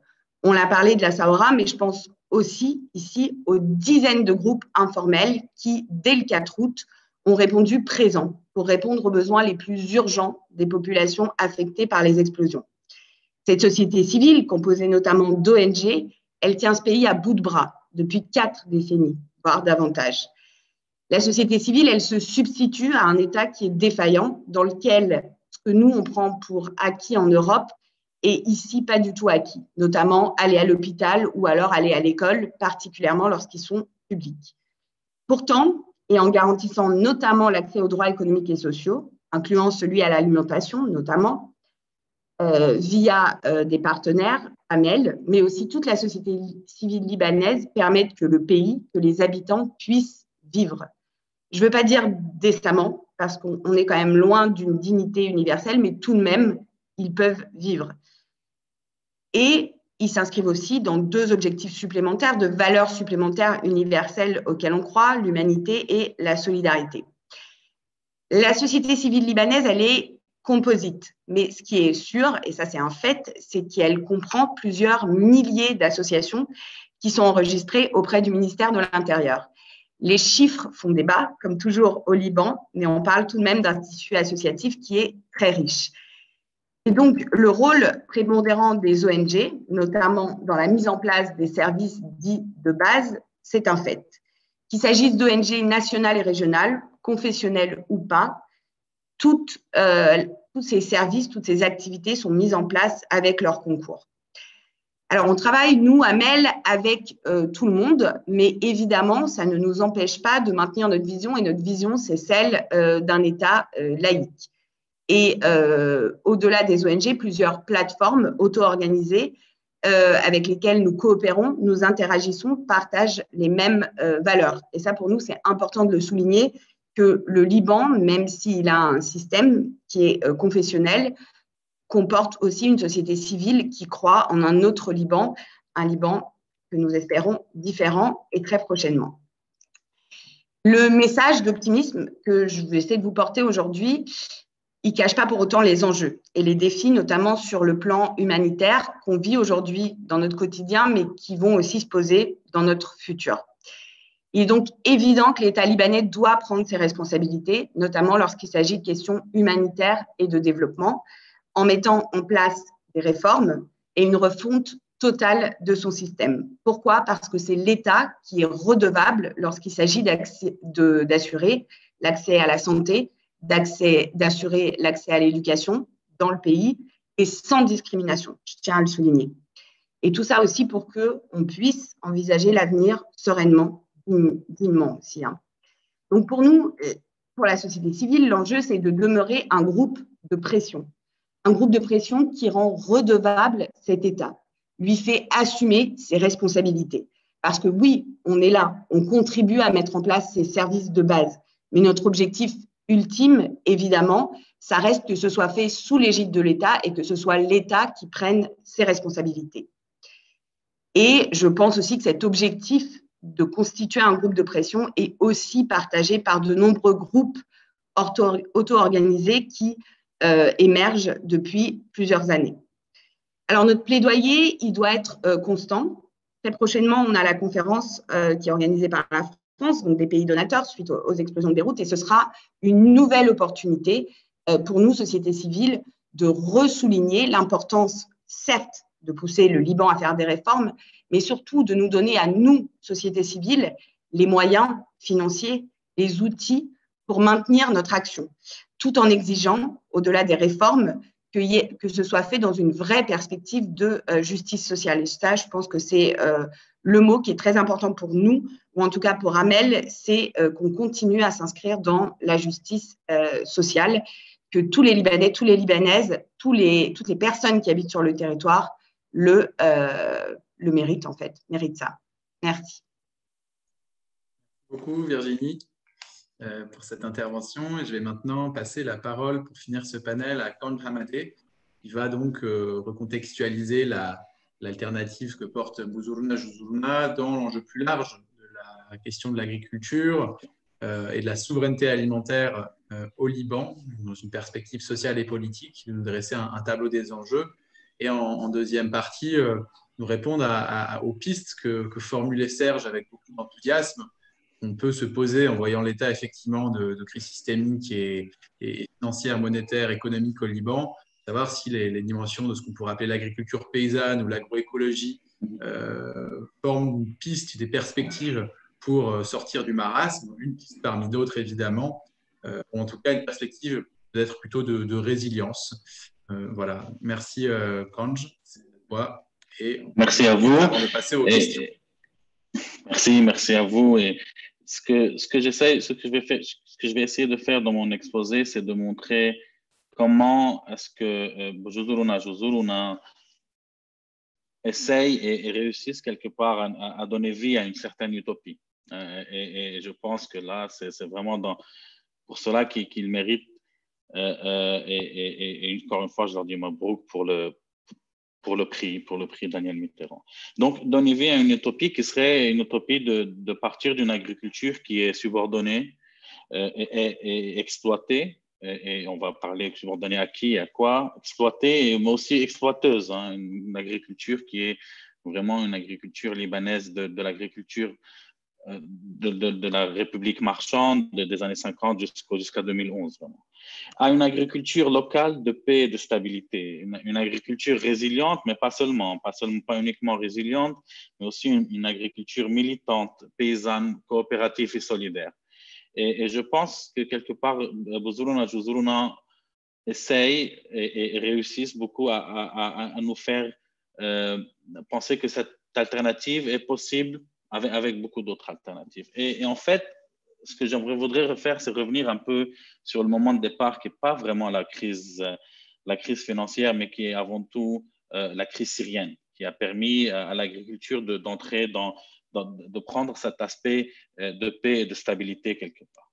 Avant, je vais montrer pourquoi est-ce que l'agriculture est subordonnée. Hein. C'est une agriculture subordonnée au commerce, et donc c'est une agriculture qui dans les années 50 s'est beaucoup transformée, et même avant, et ici je ne vais pas aller sur le domaine historique, surtout en présence de Chloé, mais disons que l'agriculture, c'est une agriculture qui était vraiment subordonnée au commerce, subordonnée au commerce de la soie au Mont-Liban au départ, mais aussi après l'indépendance, dans les nouveaux territoires annexés au Grand Liban, une agriculture qui est devenue subordonnée à l'export de fruits vers le Golfe. Et donc toute la transformation agricole qui a permis aux commerçants de profiter d'une transformation agricole dans les régions libanaises de Akkar et de la Bekaa, et de transformer une agriculture traditionnelle de subsistance, mais aussi locale, vers une agriculture à l'export, et en créant beaucoup de changements en milieu rural. Et c'est aussi une agriculture qui, dans les années 90, est devenue une agriculture subordonnée aux vendeurs d'entrants. Avec le PEG, avec le dollar à 1500 livres et le support de la banque centrale libanaise, les vendeurs d'entrants ont commencé à vendre beaucoup d'entrants parce que les gens pouvaient acheter, mais ça faisait aussi beaucoup de dépendance. Et comme on n'a pas d'État, comme on n'a pas de soutien, ces vendeurs d'entrants sont aussi des conseillers, sont aussi des gens qui donnent du crédit aux agriculteurs. Et donc, on a eu toute une période d'abus de l'usage d'entrants en tout genre qui ont détruit beaucoup de ressources naturelles, beaucoup de sols, beaucoup de nappes phréatriques polluées, disons pas détruites, mais polluées d'une manière excessive, tout cela.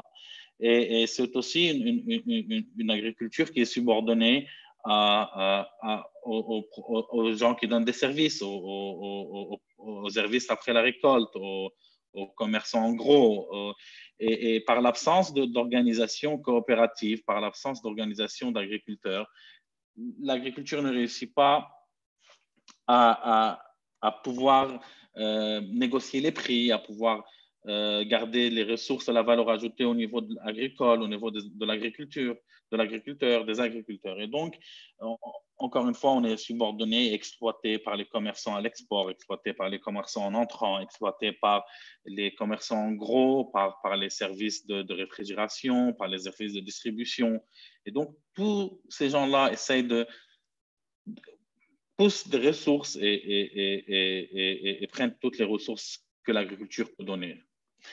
Et c'est aussi une agriculture qui est exploiteuse parce qu'elle survit seulement parce qu'elle réussit d'une certaine manière à exploiter les travailleurs syriens, à exploiter les agriculteurs, les travailleurs libanais, mais surtout les travailleurs syriens qui sont payés très peu de l'heure, qui vivent dans des conditions difficiles. Et en fait, on réussit encore à produire d'une certaine manière. Il y a toujours un peu de valeur ajoutée pour le propriétaire terrien parce qu'on est une agriculture un peu sans paysans. On a le propriétaire terrien libanais et le paysan syrien qui, d'une certaine manière, est exploité et ce qui reste de valeur ajoutée, le propriétaire terrien se met un peu dans la poche et le reste va aux exporteurs, aux entrants, etc. Et donc, ce qui s'est passé avec la crise syrienne, c'est que le choc, contrairement à ce que beaucoup ont écrit, le choc de l'agriculture syrienne a été positif, de la crise syrienne a été positif sur l'agriculture. L'export a diminué, mais ça, c'est beaucoup moins important que l'effet qu'a eu l'augmentation de la demande en nourriture de la part d'1,5 million de réfugiés syriens. Et ces réfugiés syriens, ils ne demandent pas seulement du blé qui est importé, ils ne demandent pas seulement du riz qui est importé, ils demandent aussi des tomates, ils demandent aussi toutes sortes de légumes, etc. Et ces légumes-là ont été produits localement par des mouvements vraiment endogènes, par des augmentations de production agricole dans Akkar, pas nécessairement durable, pas nécessairement agroécologique, mais une dynamique de production agricole qui a augmenté dans Akkar et qui a augmenté aussi dans la Bekaa Nord et dans la Bekaa centrale. Une dynamique qui va sur le local, sur la production de pommes de terre, de légumes, sur la production pour le marché local, en petites unités de production encore exploitées, bien sûr, mais qui réussissent à avoir une dynamique qui coupe un peu avec l'agriculture mercantile ou l'agriculture à l'export qu'on avait avant. Et cette coupure, si on regarde les chiffres, même les chiffres officiels, on voit qu'après 2011, on a eu 10% d'augmentation de la valeur ajoutée de l'agriculture dans absolue, en prix réel. Enfin, c'est les chiffres officiels, mais comme ils sont mesurés de la même façon toutes les années, on voit la trend, on voit la tendance qu'il y a à l'augmentation de l'output agricole. Et ça a été possible vraiment par le fait que des travailleurs syriens ont réussi en même temps à trouver du travail dans l'agriculture. Même s'il y a l'exploitation, il y a aussi le travail, il y a aussi l'opportunité d'être absorbé par ce secteur. Et ça a eu un effet de paix et de stabilité en milieu rural. Contrairement peut-être à ce qui s'est passé à Beyrouth ou dans les grandes villes ou dans les bourgs ruraux qui ont été très touchés par la crise, le milieu rural a réussi à soutenir la crise, à être résilient à la crise parce que il y a eu cet effet de l'agriculture qui a réussi à faire travailler beaucoup de travailleurs syriens, qui a réussi aussi à faire à donner un peu d'argent aux Libanais localement. Et donc, cette dynamique, je pense que la dynamique Juzuruna Buzuruna, on a vu ça aussi dans l'introduction, a été vraiment une dynamique de crise syrienne, une dynamique retour et de réponse à une crise, alimentaire, mais sans les effets de subordination et sans les effets d'exploitation. Donc, ça a été une initiative qui produit pour le local. Une initiative qui essaie de se baser sur ses ressources mêmes, pas des ressources à l'import le plus que possible. Une initiative qui essaie de créer une organisation de coopérative, une organisation qui réussit aussi à vendre ses produits à travers des channels qui ne seraient pas nécessairement les mêmes que les standards conventionnels, où il y a plus de...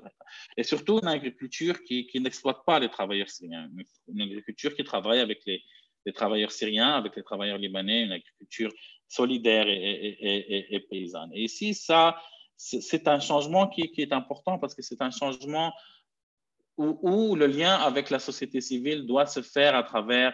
C'est toujours deux mondes différents. Et ici, enfin, on peut aussi discuter ça dans la discussion. Il y a toujours deux mondes différents. Le monde de la société civile de Beyrouth, des mouvements contre l'État, des mouvements révolutionnaires, même, on va appeler ça révolutionnaire, qui en 2015 étaient totalement dissociés, disconnectés du monde rural, et qui en 2020 ont réussi cette connexion, mais qui encore n'ont pas réussi à se connecter à l'agriculture, aux agriculteurs, à ces agriculteurs dont vous avez parlé, qui ont eux-mêmes produit le besoin en réponse à la crise syrienne, sans le support d'associations, sans le support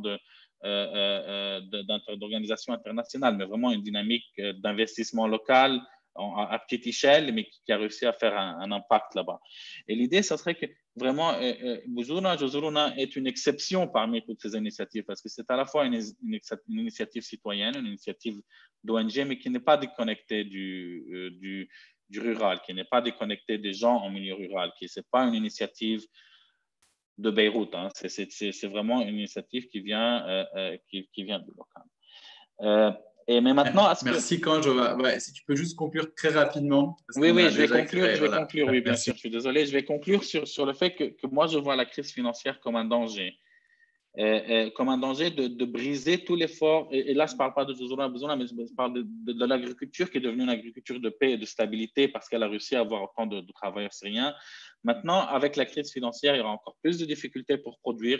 Et ces travailleurs syriens aujourd'hui et ces travailleurs libanais sont en danger parce qu'ils ne pourront peut-être pas avoir leur greenhouse cette saison ou peut-être pas produire cette saison. Et là, ça devient encore plus important d'avoir des modèles qui soient des modèles qui ne soient pas subordonnés, qui ne soient pas exploitants, qui soient pas exploiteurs, pardon, et qui réussissent à donner des solutions en termes d'entrants et de structures coopératives. Merci beaucoup pour cette dernière présentation et merci d'avoir rappelé aussi l'enjeu énorme de la question syrienne et la question notamment de la présence de 1,5 million de réfugiés syriens sur le territoire libanais. Et à ce niveau-là, il faut aussi le rappeler que l'initiative de Buzuruna Juzuruna est aussi une initiative extrêmement intéressante en termes d'invention d'un vivre ensemble entre différentes communautés. Donc, merci beaucoup d'avoir rappelé ça. C'est la fin de ce panel. Donc, on va passer maintenant aux questions et aux réponses et donc, qui vont être données, attribuées à différents intervenantes et intervenants. On va juste vous demander, pareil pour les réponses aux questions, d'essayer de faire assez bref pour garder ce rythme dynamique. Et merci encore pour toutes ces interventions. Donc, je laisse la parole à Joséphine pour la partie questions-réponses. Oui, merci beaucoup à vous trois. Alors, pour la partie questions-réponses, les premières questions, elles sont adressées à Chloé, à savoir quelle perspective politique voyez-vous à ces mouvements et initiatives actuelles de la société civile et des ONG? En particulier, peuvent-ils incarner une sortie politique face à l'organisation politique confessionnelle actuelle?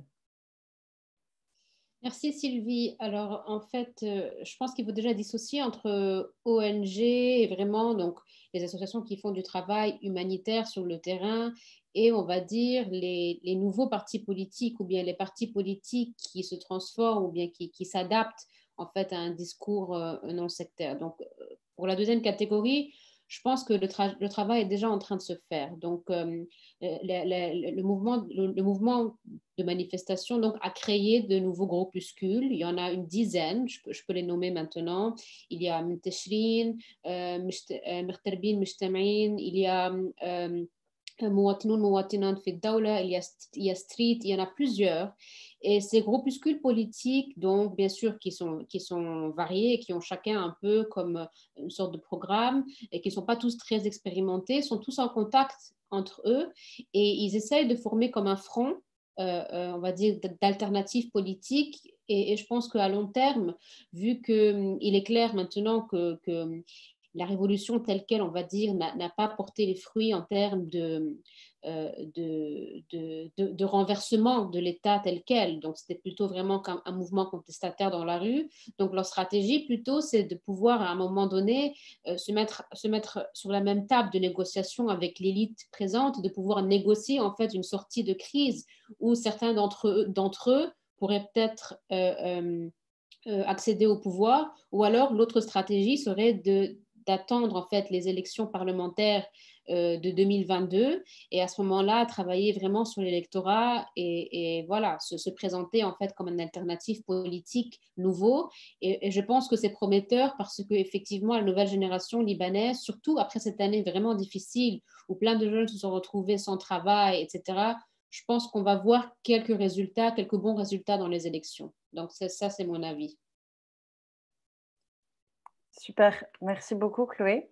Alors des questions qui sont adressées à Virginie maintenant, c'est de savoir si le mouvement de déconfessionnalisation est partagé par toutes les communautés religieuses présentes au Liban actuellement. Alors, je pense que la déconfessionnalisation n'est pas une question de communauté, mais d'individus. Donc, je pense qu'il y a effectivement plusieurs individus, plusieurs groupes, mais aussi des ONG qui partagent cette vision de déconfessionnalisation.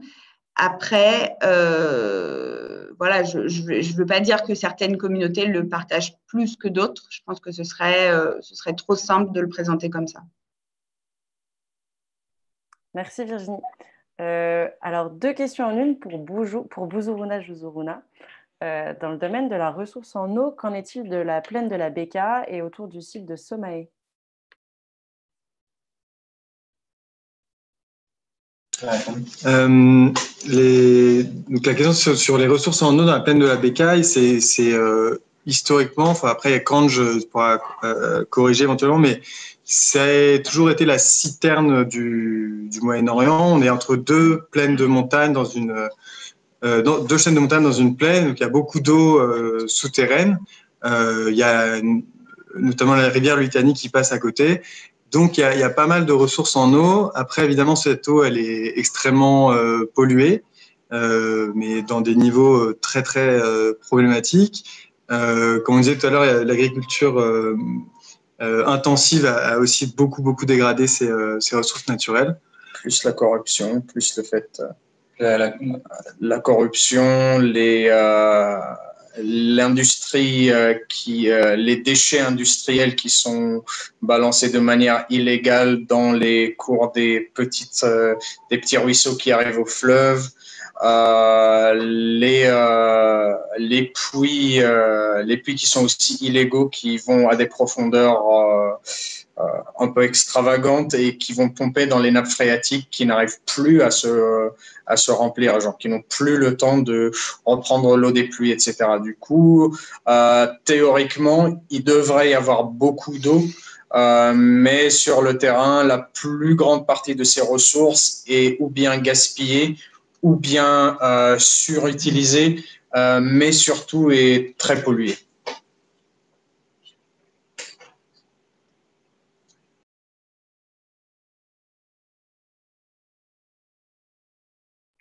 Et est-ce qu'un modèle fédéral serait souhaitable, Chloé?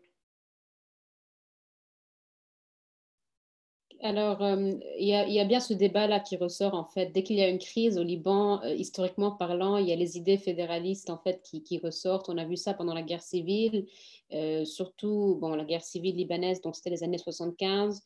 C'était une guerre civile, on va dire, sectaire, donc entre chrétiens et musulmans, du moins la première partie. Et donc, à ce moment-là, il y a eu, voilà, un flux de textes et de pensées, donc fédéralistes, comme, on va dire, cette possibilité d'une organisation politique du Liban différente de celle qu'on a maintenant. Et en effet, ça ne s'est jamais matérialisé.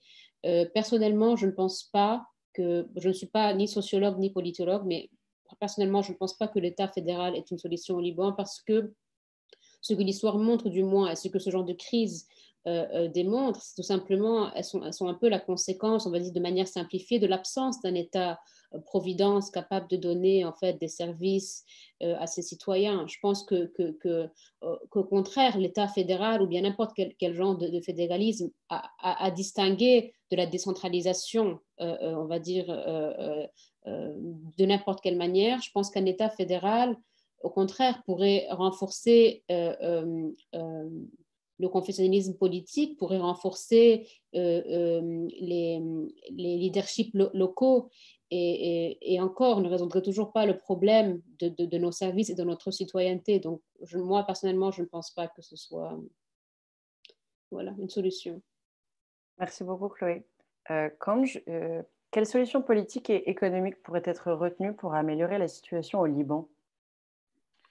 Ouais, donc, je dois répondre à la question la plus difficile parce que je pense il semble le problème, c'est vraiment qu'on semble descendre et qu'il n'y a pas de solution en vue parce qu'il y a cette politique de pourrissement, cette idée qu'avec le temps qui passe, ça passera, avec l'idée qu'on pourra remettre le système et que les gens oublieront. Et je pense qu'un peu, il y a eu l'effet explosion qui au départ il y a eu une réponse à l'explosion dans les 2 premières semaines. Et après, un peu, les gens sont allés dans une dépression presque. Les gens ici sont aussi en attente et un peu retournés sur eux-mêmes. Je pense que ça ne va pas durer. Au printemps, la vie est difficile ici et il y a eu une déconnexion. J'aime pas appeler ça une déconfessionnalisation parce que je ne pense pas que c'est le terme qui est là, mais il y a une déconnexion entre une grande partie de la population et le monde politique et la classe politique traditionnelle ou bien la classe politique qui était... et on parle dans 2 mondes différents. Et l'idée, par exemple, de fédéralisme ou d'autres idées sont des idées de l'agenda de la classe politique. Ça a été, et même l'idée de retourner un peu la colère contre les réfugiés syriens, il n'y a eu aucune référence aux réfugiés syriens de la part d'aucun mouvement, même spontané, durant la révolution de 2019 jusqu'à aujourd'hui. Et donc ça, c'est le discours un peu de la classe dirigeante et que les gens sont déconnectés totalement de la classe politique. Il y a l'idée, même au Liban, enfin, les Libanais qui connaissent un peu, les Libanais savent que dans le passé, s'il y avait un député, qui que ce soit, les gens se levaient et allaient le saluer dans la rue ou bien dans les restaurants. Et maintenant, ça a totalement changé. Ce sont des personnes qui ne sont pas désirées où ils vont. Et donc, il y a toute cette totale déconnexion.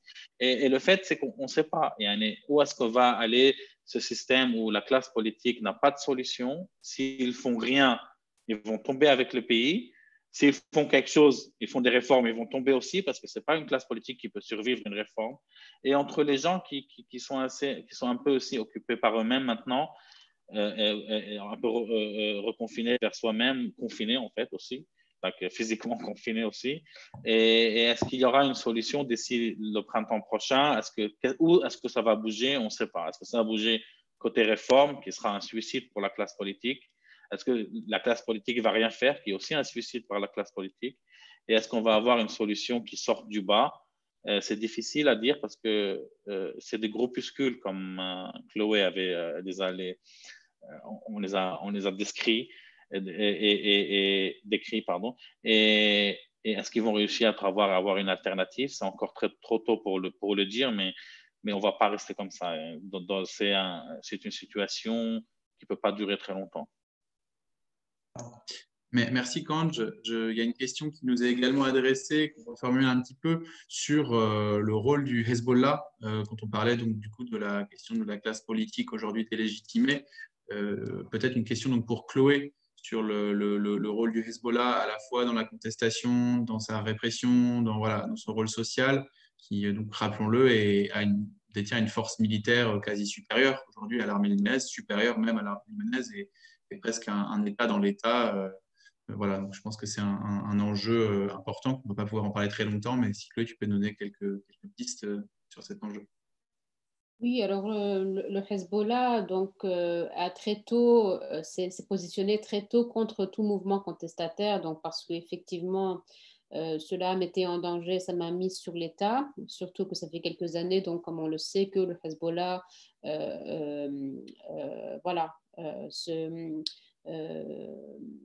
s'impose en fait dans l'État libanais de plusieurs manières. Et donc très tôt, on a vu des affrontements dans la rue entre des protestataires et des activistes Hezbollah.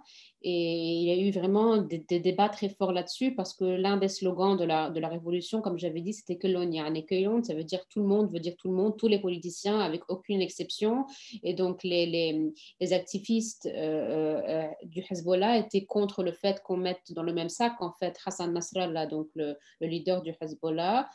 Donc effectivement, ces derniers mois ont beaucoup affaibli le Hezbollah, même s'il reste encore, on va dire, un acteur principal, qui a plein d'outils de pression, mais je pense qu'on commence à voir en fait même des critiques internes et surtout avec des histoires en fait de vol, de fuel, de choses qui vont en Syrie. On sait très bien que le Hezbollah a une main là-dessus, donc bon, je pense que ça reste un acteur interne et régional important, mais je pense que les derniers mois l'ont vraiment mis sous test.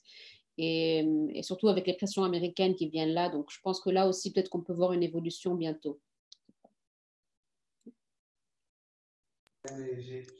Merci beaucoup, Chloé, de ces réponses très intéressantes. Nos dernières questions vont s'adresser à Bouzurouna Jouzourouna. Ce seront les deux dernières de cet événement. Alors déjà, Bouzurouna Jouzourouna, on vous remercie beaucoup pour ces belles présentations. Je pense que vous avez un fan club agrandi depuis ce soir. Alors la question est de savoir si l'État libanais a réagi aux actions que vous avez entreprises depuis votre création. Et si ce n'est avec l'État libanais, est-ce que vous avez eu cela avec des autorités locales intéressées à soutenir de telles initiatives ? Nous avons reçu la visite d'une représentante du ministère de l'Agriculture. C'était il y a plusieurs mois, je crois. D'après ce que j'ai compris, dans tout le ministère de l'Agriculture libanaise, il faut demander à Kanj parce que je ne suis pas sûr, mais d'après ce qu'on m'a dit, il y a une seule personne qui s'occupe du bio, de l'agroécologie. Et du coup, cette personne-là est venue nous rendre visite. On était supposés se revoir, se parler, voir ce qu'on peut mettre en place. Mais je pense qu'elle a été prise par d'autres choses. C'est le maximum qu'on a vu de l'État libanais. Mais si je peux me permettre, en vrai, je préfère pas. Hein, parce que on a vu ce qu'ils ont fait ces 30 dernières années. Et franchement... ça va, on se débrouille très bien sans eux pour l'instant, du coup. Je pense que ça va aller. Super, on finit sur cette note-là. Ouais. À toutes et à tous, on va laisser la parole à Marion, qui est responsable des programmes à la Fondation pour clôturer cet événement. Et pour rappel, une cérémonie physique de remise de prix du prix Daniel Mitterrand aura lieu au premier trimestre 2021. Oui, bonsoir à tous. Un très grand merci pour la qualité de cet événement. Du coup, quelques mots pour conclure, même s'il y a déjà beaucoup de choses qui ont été dites et c'était très riche. Moi, ce que je retiendrai peut-être de ce qui a pu ressortir des différentes interventions, c'est de souligner en fait la crise actuelle dans laquelle est plongé le Liban et qui est vraiment une crise multiforme, qui ne sort pas de nulle part, mais qui est bien le fruit de choix de politiques qui ont été menées ces dernières années et qui donc nous conduit le Liban dans une crise multiforme. Et comme le disait bien Serge, en fait aujourd'hui, et comme aussi d'ailleurs, le Liban est plongé dans une crise catastrophique et on est à deux doigts de tomber dans une crise vraiment de la faim. Et c'est pour ça que l'initiative qui est menée par Bouzurouna au niveau de la souveraineté alimentaire est vraiment extrêmement importante parce que c'est un travail de fond en fait qui est mené depuis plusieurs années, où vraiment on s'attaque à la racine des problèmes et où j'ai bien aimé justement ce que vous disiez, je ne sais plus, je crois que c'est Serge, je ne suis plus sûre, sur ce côté de souveraineté où c'est vraiment le peuple qui se prend en charge, qui n'est plus dépendant de l'extérieur et qui vraiment s'organise pour finalement produire et être maître de tout ce qu'il nécessite pour vivre. Je crois que c'est à peu près dans ces termes-là que tu l'as exprimé, Serge, et c'est exactement aussi ce qui nous tient à cœur à la Fondation de défendre, finalement la reprise du pouvoir par le peuple et de mettre en avant tout ce qui se joue et ce qui s'organise en ce moment au niveau des populations, des mouvements sociaux, etc. Et donc, cette question-là de la souveraineté ici alimentaire est vraiment très importante. Je ne peux pas m'empêcher, ayant travaillé plusieurs années sur la question de la biopiraterie, de redire la très belle phrase que tu as dit, Serge, à savoir les semences paysannes, donc c'est la propriété de personne, l'héritage de tous, et ça c'est quelque chose aussi qui nous touche beaucoup dans votre travail et aussi qu'on voulait mettre en lumière. C'est toute cette réflexion-là sur les semences paysannes, sur la lutte contre la biopiraterie et l'appropriation en fait finalement de la vie et de ce qui permet finalement de se nourrir par quelques groupes multinationales, etc. Et donc vraiment de se reprendre en main et d'affirmer haut et fort que ce sont des communs qui n'appartiennent à personne, mais bien à tous. Voilà. Et puis aussi ressouligner plusieurs mots qui ont été cités aussi par Virginie et par d'autres, vraiment finalement cette question-là de l'entraide, de la solidarité, de l'humanité, donc d'un autre regard qui est porté sur l'autre, et notamment au sein de votre collectif aussi sur les réfugiés. Extrêmement important voilà, de repenser ce rapport à l'autre et de repenser la solidarité, l'humanité dans ce contexte-là de crise qui nous touche tous. Et donc ça, c'est vraiment quelque chose aussi qui nous tenait à cœur de remettre en avant. Et puis enfin, en fait, le travail que vous faites à Buzuruna Juzuruna, c'est vraiment un travail de fond, un travail qui va à la racine, et c'est un travail de long terme. Et donc, c'est pour nous vraiment l'archétype d'une initiative radicale qui s'inscrit dans la métamorphose que nous, on veut promouvoir, que Jérémy, donc le directeur de la Fondation, expliquait en début de séance. Et du coup, voilà, c'est pour nous une utopie qui se concrétise et qui est une voie parmi d'autres et qui peut répondre effectivement en partie, pas à tout bien sûr, mais en partie à cette crise multiforme au Liban. Donc voilà, encore félicitations au collectif Buzuruna Juzuruna, félicitations de la part de toute l'équipe de la Fondation. Merci pour vos messages, pour les vidéos, pour les photos qui, je pense, ont donné un peu du corps et une vision plus claire en fait, de vos activités, de mettre un peu aussi des visages sur ce collectif. Donc c'était vraiment très chouette de pouvoir voir finalement le potentiel en fait, de cette alternative et ce qui se joue en fait, au quotidien chez vous. Merci également donc, à nos trois panélistes, donc Chloé Cattard, Virginie Lefebvre et Kanja Mané, parce que vous nous avez vraiment permis de finalement recontextualiser tout ça dans le contexte du Liban et notamment de finalement politiser en fait, ces enjeux-là, de montrer en quoi ces questions, ce qu'on a discuté ce soir, c'est éminemment politique, pas au sens des partis, mais au sens de quelle société on veut, quelle société voulons-nous, quels sont les choix possibles et comment on s'organise pour finalement donner vie à ces utopies. Merci également à Global Dialogue qui est la plateforme qui nous a permis donc d'utiliser l'outil en ligne qui nous permet ce soir d'être ensemble en direct de plusieurs pays du monde et de rediffuser cette vidéo. Merci à Paolo Mirello de Global Dialogue qui nous aide techniquement parlant et qui a permis ce qu'il y ait le moins possible de soucis techniques. Et enfin, bien sûr, merci à toute l'équipe de la Fondation pour l'investissement sur cet événement qui nous a pris pas mal de temps et qui, on espère, vous a plu. Et donc, merci en fait à vous toutes et tous, participants derrière vos écrans. On espère que ça a permis quand même de donner des perspectives un minimum positives, même s'il ne faut pas nier, c'est un contexte quand même très lourd, très grave, qui se joue, mais on espère que ça a pu apporter quelques clés de compréhension, quelques billes. Je vous invite du coup à suivre l'actualité de la Fondation sur nos réseaux sociaux, sur notre site internet, ou tout simplement en vous inscrivant à notre newsletter. Ça vous permettra de suivre nos différentes actions, mais aussi de retrouver un peu aussi Buzuruna Juzuruna, parce qu'on a une série de podcasts qu'on publie régulièrement. Donc, vous pourrez en savoir plus sur les différents membres du collectif. Et puis, la vidéo en question de cet événement, en fait, elle est là actuellement en live sur Facebook, mais elle sera ensuite accessible sur notre YouTube et sur notre page Facebook. Donc, vous pouvez la repartager comme il vous plaît dans vos réseaux pour qu'elle continue de vivre et que ce contenu ne se perde pas, mais puisse vraiment alimenter d'autres réflexions.